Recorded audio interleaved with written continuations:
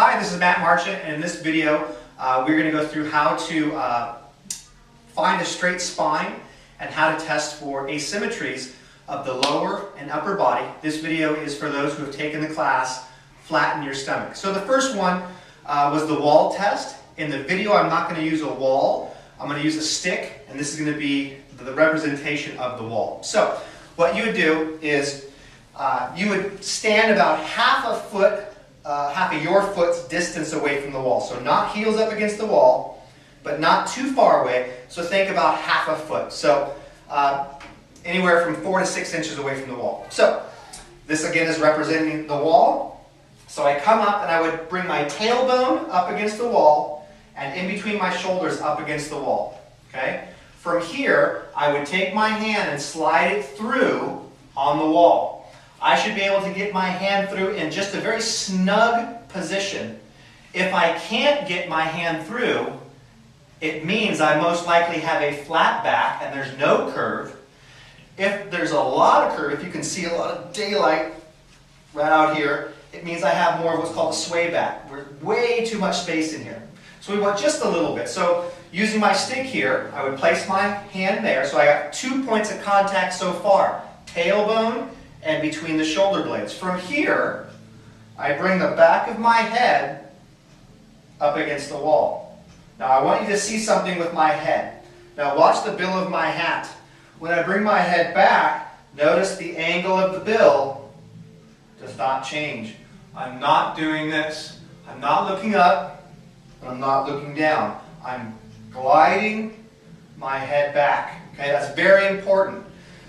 See a lot of people doing this at times when we're trying to find correct spinal alignment. It's head going up. This would not be correct spinal alignment. We wouldn't walk around with head up. We would walk around with head glided or slided back, eyes straight ahead. Okay? So in this position, if I'm able to get the back of my head here, I'm in perfect spinal position.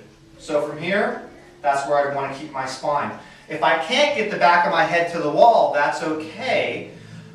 That's just an indication of tightness up here in the neck, meaning the cervical spine. Okay? So that's the first test to find neutral spine. You can use a stick, a wooden dowel, or you can use a wall. Next one, we're going to test asymmetries. And what asymmetry is when you have one leg or one arm that has a lot of range of motion and the other side that doesn't. Okay?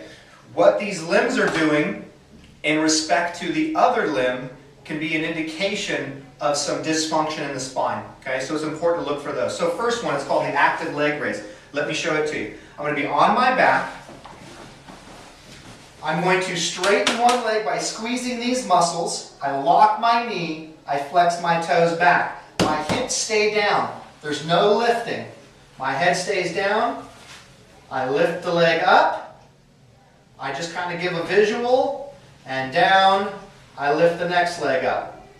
And down. You should be within 1 to 2 inches at most. If I lift this leg up here, and my next leg, that's as far as it goes, there's clearly a sign that one side is more flexible than the other. And that's what you're looking for. It's just a quick test. You're just real quick visual. Is it pretty close? If so, you're good to go. You've got good symmetry in the legs. If you don't, it means every step you take, the leg that is more flexible will take a longer stride. It will work harder as well.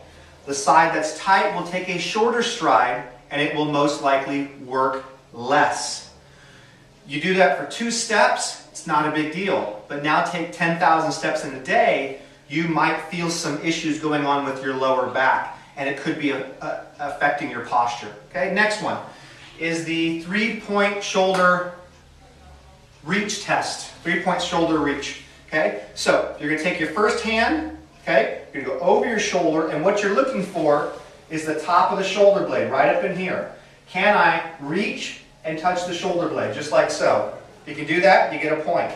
Next one, I'm going to go over and touch the shoulder blade here. Can I touch the top of the shoulder blade? If I can do that, I get point 2. Last, same hand, I'm reaching, can I touch the bottom of the shoulder blade? So if I can touch the top, and the bottom of the shoulder blade, for each touch I get 3 points. Then I go to the other side. If I can't do it on the other side, if I have a score of 3 on one side and like a 1 on the other side, again, it's an indication that I have a big asymmetry.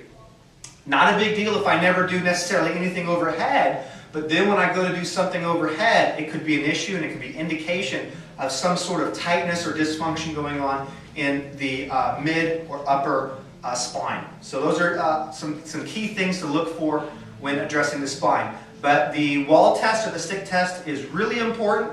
I would say prior to exercise. That way you can keep your spine in correct posture. You can also think of it when you're sitting. Imagine you had a wooden dowel or someone holding a stick up against you.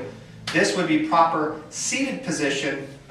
This wouldn't, right? Now we're hunching forward. So anyways, a couple of quick tests that you can run on your own just to give you an idea of what your spine's doing. Thanks for watching.